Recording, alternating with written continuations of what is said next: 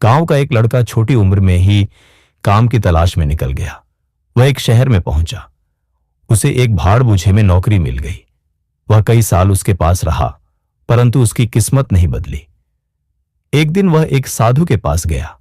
उसने साधु से पूछा, बाबा, मेरी किस्मत कब बदलेगी? क्या आपको पता है मेरी किस्मत कहाँ है? साधु ने कहा, बेटा, तेरी किस्मत तो समुद्र के पार है। तू जा और उसे खोज के ले आ। युवक उसी समय अपनी किस्मत की तलाश में निकल गया। वह कई दिनों तक चलता रहा। रास्ते में बड्ढे बड़े पहाड़ आए, घने डरावने जंगल आए, कई नदी नाले आए, मगर वह सबको पार करता हुआ वह एक ऐसी जगह पहुंचा जहां बड़ा सुंदर मैदान था। उसके किनारे पर हरियाली के बीच साफ पानी का चश्मा था। उसने वहां जी भरकर ठंडा पानी पिया और मुलायम घास पर लेट गया। थका तो था ही, उसे एकदम गहरी नींद आ गई। जब वह उठा तो देखा कि उसके पास एक सुंदर लड़की बैठी है। उसने पूछा, सुंदर लड़की, तू कौन है और कहाँ से आई है? मेरा घर यहाँ पास ही है। अभी तक मेरा ब्याह नहीं हुआ है। यहाँ पर मैं पति की तलाश में हूँ। कभी कोई आदमी मिलता है तो कहता है, जब किस्मत में हो गया तब तेरा ब्याह हो जाएगा। तू बस इंतजार कर, कभी कोई आएगा जो तेरी किस्मत का पता करके वापस मुझे बताएगा कि अब ब्याह होगा। तू अपने बारे में बता, तू कौन है, कहाँ जा रहा है? उसने कहा, मैं अपनी किस्मत की तलाश में जा रहा हूँ। एक साधु ने बताया है कि मेरा किस्मत समुद्र पार है। बस उसे तलाशने जा रहा हूँ। लड़की तो बोली। ठीक है, तू अपनी किस्मत की तलाश करने के बाद वापस आएगा। तो मेरी किस्मत का भी पता करके आना। लड़के ने कहा। अच्छा, मैं जरूर पता करूँगा, पर तुम मुझे कहाँ मिलेगी? लड़की बोली। मैं इसी पानी के चश्मे के पास तेरा इंतजार करूंगी। युवक उससे विदा लेकर अपनी यात्रा पर निकल गया। रास्ते में युवक को एक घोड़ा मिला। युवक मन में सोचने लगा, यह घोड़ा मुझे मिल जाए तो आगे का सफर आसान हो जाता। उसने घोड़े से कहा, ओ सुंदर घोड़े, तू मेरे साथ चले तो कितना अच्छा हो। बता, तू चलने को तैयार है या नहीं? घोड़े ने कहा, आज तक कोई मेरी पीठ पर सवार नहीं हुआ। तू भी मेरी सवारी कर पाएगा, इसलिए साथ चलने का क्या फायदा। पर तू जा कहाँ रहा है? मैं किस्मत की तलाश में समुद्र पार जा रहा हूँ। अगर तेरा कोई काम हो तो बता। घोड़े ने कहा, मैं भी तो किस्मत का मारा हूं। कोई भी आदमी मेरी सवारी के लिए तैयार नहीं होता। तो यह पूछ कर आना कि मुझे कब और कैसे सवार मिलेगा। लौटते टाइम इसी रास्ते पर मैं तुम्हें यहीं मिलूंगा। युवक अपने रास्ते चल पड़ा। आगे उसे एक मगरमच्छ मिला। वह रो रहा था। युवक ने मगरमच्छ से पूछा, भाई, तुझे क्या हुआ? तू क्यों रो रहा है? मगरमच्छ दुखी होकर बोला, मेरे पेट में जोर का दर्द हो रहा है।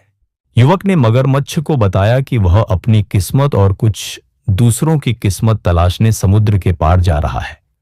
मगरमच्छ ने कहा, भाई, मेरे साथ भी किस्मत का चक्कर है। भला चंगा था, पता नहीं क्या खा लिया कि पेट का दर्द हटाने का नाम नहीं ले रहा है। तू जा रहा है तो मेरी किस्मत का भी पता करके आना और मेरे खातिर इसी रास्ते से वापस आना। अंत में युवक समुद्र के किनारे पहुंचा। उसे वहां एक आदमी बैठा हुआ मिला, बिल्कुल उसके ही जैसा। उसने उस आदमी से पूछा, तू कौन है भाई? यहाँ पर अकेले क्यों बैठा है? उसने उत्तर दिया, मैं तेरा कर्म हूँ।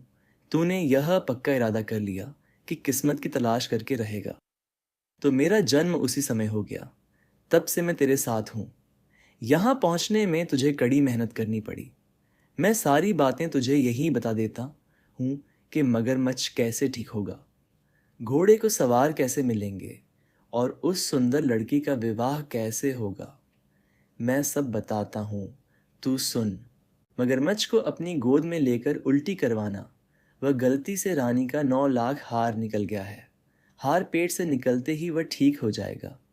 घोड़े पर सवारी के लिए जो काठी बनवाई गई है उस पर सीताराम शब्द लिख है। वह शब्द रगड़कर हटा देना। घोड़े को अनेक सवार मिलेंगे। सुंदर लड़की से कहना तूने पिछले जन्म में अपने पति के हिस्से की सत्यनारायण व्रत कथा का प्रसाद खुद खा लिया था, इसी वजह से तेरा ब्याह नहीं हुआ। उससे कहना तू सत्यनारायण की कथा करवाकर प्रसाद बांटना, तब तेरा ब्याह हो जाएगा। यह सब बातें बताने के बाद कर्म पुरुष ने कहा, तुझे तेरी किस्मत मिल गई, अब लौट जा, मजे कर।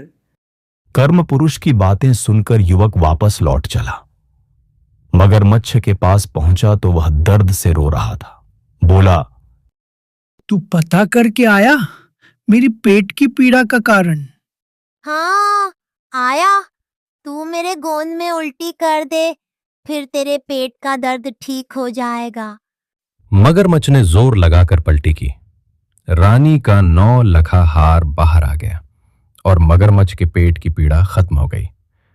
युवक 9 लखा हार पाकर प्रसन्न हो गया। कुछ दिनों की यात्रा कर घोड़े के पास पहुंचा। घोड़े ने कहा, तू पता करके आया कि मुझे कोई सवार क्यों नहीं मिलता? हाँ, पता कर आया। पहले तेरी या काठी उतरता हूँ, इस पर जो सीताराम शब्द लिखा है उसे हटाना पड़ेगा। फिर देख, तेरा पहला सवाल तो मैं ही बनूंगा। युवक ने काठी को रगड़ रगड़ कर सीताराम शब्द हटा दिया। वह घोड़े पर सवार होकर आगे की यात्रा के लिए चल पड़ा। कई दिन चलने के बाद वह उस जगह पर पहुंचा जहां वह सुंदर लड़की मिली थी। वह उसी का इंतजार कर रही थी। उसने पूछा, तू पता करके आया मेरा ब्याह ना होने का कारण? हाँ, तेरा ब्याह जरूर होगा। उसने उसे पिछले जन्म वाली बात बताई। बोला, अब घर चलकर सत्यनारायण की कथा करवा, लोगों को प्रसाद बात और भोजन करवा। युवती यह सुनकर खुश हुई। युवक को अपने घर ले गई। उसने सत्यनारायण की कथा करवाकर प्रसाद बांटा और सबको भोजन करवाया। युवक जब किस्मत की तलाश में निकला था तो वह ना तो डरा और ना ही निराश हुआ। अगर आदमी हिम्मत के साथ किसी चीज को तलाश करना शुरू कर दे तो उसे मिल जाती है, चाहे फिर किस्मत भी क्यों ना हो।